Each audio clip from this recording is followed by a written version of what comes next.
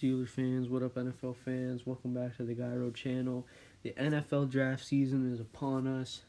The Senior Bowl just wrapped up, and we're really getting into the thick of things when it comes to draft. We got draft speculation going on rampant across social media and in the news. And I think it's time for me to do a mock draft, A lot of people like looking at mock drafts. Todd McShay and Mel Kiper, all those guys do a bunch of mock drafts. I'm going to do my own for my favorite team, the Steelers. You guys already know that the Steelers are my favorite team. That's why a lot of you are subscribed. So let's just get into it. I'm going to try to predict what they're going to do in the draft. We'll see if it's going to happen. I doubt it, but it's for fun. You can just pretend to be the GM, and that's something that's kind of cool to me, personally. Yeah, let's get on into it. Alright, so in this mock draft, I'm going to be doing something a little bit different because I've been seeing all the reports, if you've seen any reports out there, that the Steelers are interested in a few quarterbacks. I'm going to be doing something different. I'm going to be trading up in my mock draft with a team to get a quarterback because it looks like that's what the Steelers are going to do now. They went all out in the Senior Bowl. They brought basically everybody on the offensive side to go to the Senior Bowl, try to see these quarterbacks out. If you don't know what the Senior Bowl is, you probably should, but it's basically when they take a bunch of seniors from the upcoming their draft class, and then they play one big game. They have a practice and stuff, and it's just like a collection of the best seniors in college football. They just have one game where they play, and they can showcase their talents for the draft. The Steelers went to it. They sent a bunch of scouts. They even sent Colbert, Tomlin, and Art Rooney. They're all going to be there. They all were there, excuse me. And I think that shows something. They have interest in the quarterbacks in that draft class. So I think that if they want to get one, they're going to have to trade up because obviously they're not alone when it comes to wanting a quarterback. Many teams want a quarterback. So in this scenario, the Steelers would want their guy. I'll tell you that guy in a second. They have to trade up with New York and the Giants, so they will give up pick 20, pick 84, and pick 222, a 2023 first-round pick, and a 2023 fourth-round pick. That is a lot, but remember again, they traded up to number 10 for Devin Bush a few years ago, and they're getting back the number 7 pick this time, and that is from the New York Giants.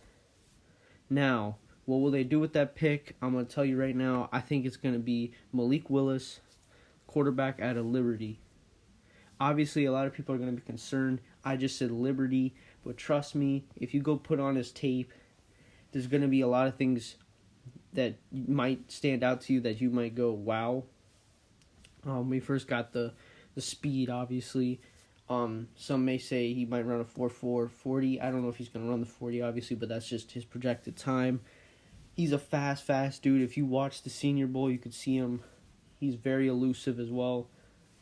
He's kind of like, I know a lot of people like to compare him to Lamar Jackson, which, I don't really see it besides the mobility part, because Malik Willis has a cannon of an arm. I'm not saying Lamar does not have a good arm. Lamar has a great arm, but Malik Willis has a special arm, in my opinion. And he also has good accuracy. If you watch some film breakdowns on him, you can see that the accuracy, it's kind of an issue at times, but it's mainly good on like deep passes and stuff. He's hit some great passes in his time. Maybe a little bit of that, missing throws. If whenever you see the tape and you see some of the missed throws, it comes because of his footwork. Because I'm gonna say this again, I'm gonna say this right now. Malik Willis is a raw prospect. He's a very, very raw prospect. Needs his development, pre-snap and post-snap in his reads. It seems like a few times he's just caught on his first read, which is a big issue, obviously. And, some other things, his decision-making may need to get a little bit better. But I still feel like, if you pick him, I already said he's great in mobility. I said he's great arm strength. I already said all of that. That's basically what the modern franchise quarterback is right now in the league. If you look around the league, Patrick Mahomes, mobile. I think Malik Willis is pretty much way faster than Patrick Mahomes. But you still got Patrick Mahomes who can really move. Josh Allen who can really move. Kyler Murray who can really move. Lamar Jackson who can really move. Deshaun Watson on the field. I don't know what's going off the field, but I'm telling you, on the field when he plays, he's a great quarterback. So he also can move a lot. And yeah, I mean, that's what Malik Willis is. And he could be a very special prospect if the Steelers develop him. And I think that they're the perfect, place to do it because they're a great organization. They have a lot of stability, so whenever he gets drafted, he knows that his coach won't be getting fired 2 seconds after he finishes his rookie year, something like that. He gets the stability, and he'll also get the luxury of not getting rushed in immediately whenever he comes to Pittsburgh. He will have Mason Rudolph and Dwayne Haskins already there. He can maybe take this as a redshirt year, like a lot of quarterbacks have in the past. Learn the way of an NFL quarterback. Get that post-snap read and everything better. Get his footwork better. And then we might be able to see something special. I'm very excited for this pick. I think that he can be a great player. And with the Steelers' development system, I think that he might blossom into a franchise quarterback that the team needs. And now let's go on. We don't have many picks left because I did trade a lot of them to get Malik Willis. But now let's go on to pick 52, where I got offensive tackle Darian Kennard out of Kentucky. Obviously, the Steelers need help on the offensive line. Malik Willis is going to be the future. Even when he might not play in his first year, you still need to protect the quarterback. The Steelers did not do well last year. So I got Darian Kennard. And I think he's a good offensive tackle prospect. Some the Steelers need and some that the Steelers will target, I hope. In the draft. Maybe they even do something in free agency, but right now I think they still need to get youth on that side. Then they got Dan Moore and Darian Kennard, both tackles to be there to play for the Steelers and protect that quarterback. Now on pick 137 now, we got Damari Mathis, cornerback out of Pitt. He's a Pitt guy, and he is a cornerback. Steelers do need to get some youth at the cornerback position. Akello Witherspoon I think he's about 27, I believe, but he's also a free agent. Hopefully he resigns, but we don't know. And obviously Cam Sutton. But Joe Hayden is pretty old now. I think he's in his 30s. You need to get youth there. We already saw James Pierre didn't look the hottest last season, to say the least. Justin Lane hasn't really panned out well from what we've seen of him. So I think that getting Damari Mathis, trying to get more youth at that DB spot, and maybe, he could be a good guy for us in the future.